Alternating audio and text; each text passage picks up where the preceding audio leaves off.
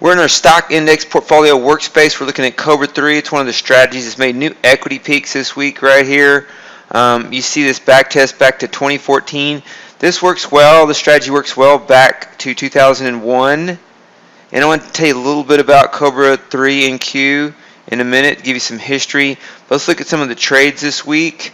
I'm going to move this performance summary out of the way. First, we're going to actually look at this.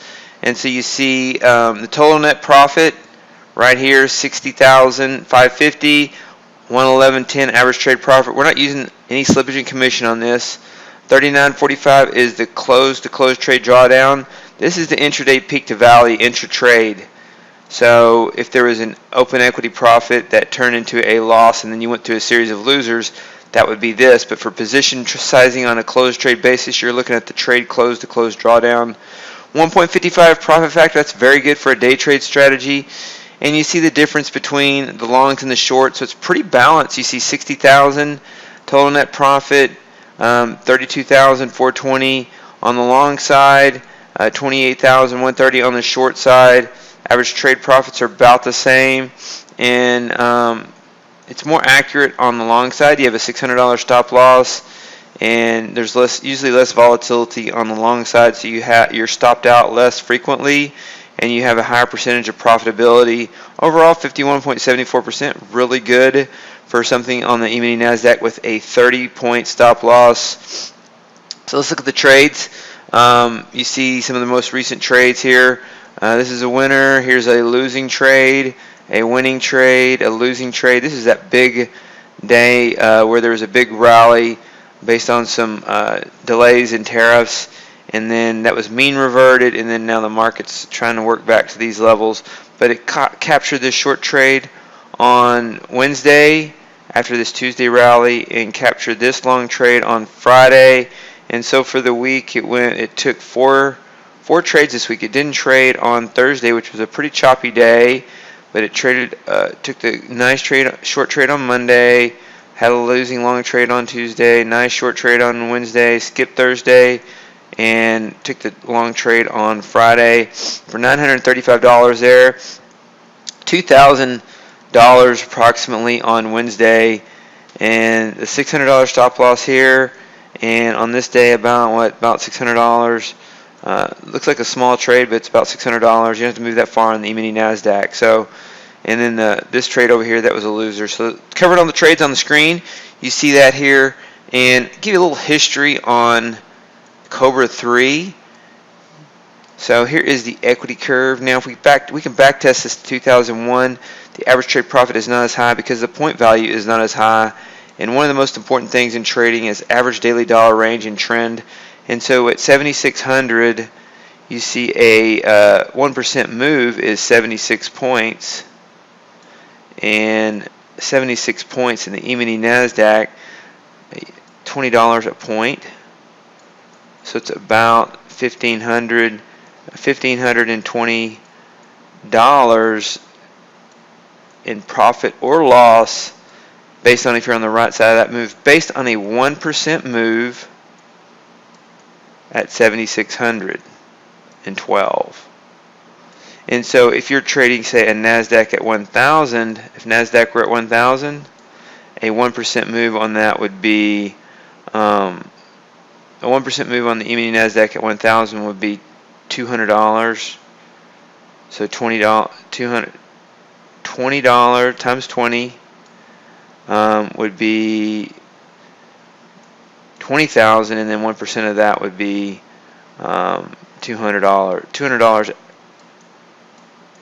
move for the day if you're moving 1%. So micros are different because the order book is thick enough to support it, and the slippage and commission scale down equally. But on a E-mini contract, we really like these current values. And so if for some reason the volatility shrunk and the daily dollar range on the E-mini Nasdaq was 20, 30, 40 points, you're not going to get, it's not going to signal trades. Cobra 3 won't signal trades. One of the rules in this is that average range has to be a certain amount on these 15-minute bars. Or if it was all of a sudden, 500-point ranges. If you saw 500-point ranges on the E-mini Nasdaq, you would be talking about a $10,000 average daily range. And chances are, if you saw the Nasdaq doing this, the 30-point stop loss would not be big enough, because it would just hit everything. And so those are the things to look at when you develop systems and why you would change them. Now I want to go over the history of Cobra 3, just to give you a little bit of information on why I like this strategy so much. So the first revision of Cobra 1 was in 2005. 2005, this was developed. Cobra 2 was developed, and then Cobra 3, the last current revision that we're on for entry rules, was in 2009, 10 years ago. Same entry rules as 10 years ago in 2009. Now, originally, this was traded on the ES on 5 minutes. And then now, which it still has generated nice trades, but the NQ at these current price levels has better trending moves, and so we traded on 15-minute NQ instead of 5-minute ES, using the same exact rules from 2009 for the entry. And on the exit, we changed the stop loss from $600, or I'm sorry, the profit target went from $600 to no profit target. We also took the $300 stop loss on the ES and moved it to $600, because there's more volatility. And that's why I had the previous discussion on ranges. Now, if the Nasdaq goes to 10, 12, 15,000, we may need to increase this stop loss more and modify it for volatility. But right now, we really like the between 4,000 and 10,000.